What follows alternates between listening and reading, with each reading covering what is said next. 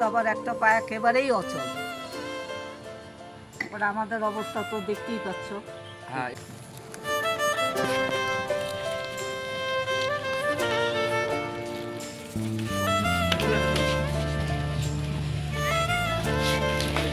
একটা দুস্থ আদিবাসী পরিবার।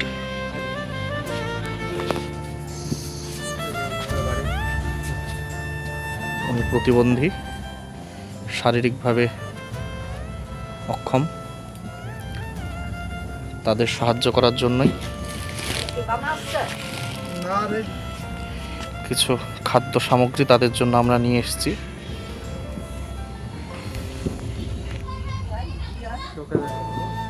উনি চোখে দেখেন না। আসুন।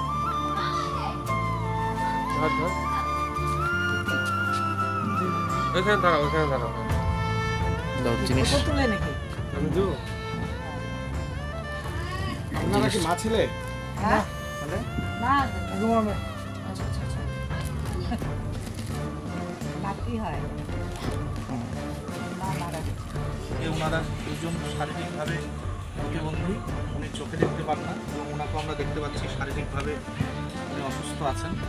তো শুধু দুস্থদের সেবায় আমরা আমাদের এই যে সংস্থা তার পক্ষ থেকে আমরা কিছু খাদ্য সামগ্রী, যেখানে চাল, ডাল, তেল, নুন, বিস্কুট, মুড়ি, আটা, সাবান, মশলাপাতি, সেখানে পুরো একটা কয়েকদিনের তাদের যে রসদ, সেটা আমরা আজকে তাদের হাতে তুলে দিলাম। এবং আমাদের মানব সেবায় আমাদের এই যে প্রচেষ্টা, এটা নিরন্তর চলতে থাকবে। আমাদের যিনি মূল কর্ণধার আছেন শ্রীযুক্ত অভিরাম দাস প্রভু, ওনার চেষ্টায়, ওনার উদ্যোগে আমাদের এই সেবা কাজ নিরন্তর চলছে এবং চলতে থাকবে। সকলকে নমস্কার। তোমাদের দেখতে পেলাম না বাবা, ধন্যবাদ তোমাদের। চলেন।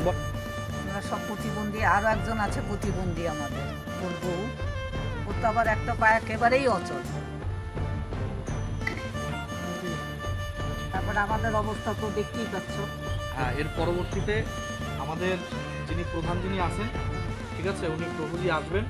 উনি এসে আপনাদের সামনাসামনি দেখে আপনাকে আরও কীভাবে কি সাহায্য করা যায় সেটা আমরা দেখবো। আজকে সামান্য কিছু আমরা রিলিফ সামগ্রী আমরা নিয়ে এসেছি, সেটা আপনারা রাখুন। এবং পরবর্তীতে আমরা আরও চেষ্টা করবো আপনাদের আরও কীভাবে সাহায্য করা যায় সেই চেষ্টা আমরা অবিরাম চালিয়ে যাবো। তার মধ্যে একটা কি ঠিক বলবো, হ্যাঁ, আমাদের ঘরের খুব কষ্ট। আমরা বর্ষাকালে বৃষ্টিতে ভিজতে হয়, ঘরে বিছনা ভিজে যায়, মাটিতে থাকি, ঘর ভিজে যায়, খুব কষ্টের মধ্যে থাকি। ঘরের কোনো উপায় নাই যে তৈরি করবো। সবাই আমরা প্রতিবন্ধী, খুব কর্ম করার ক্ষমতা নাই আমাদের। ঘরের জন্যে আমরা দুঃখিত। যদি আপনারা দয়া করে আমাদের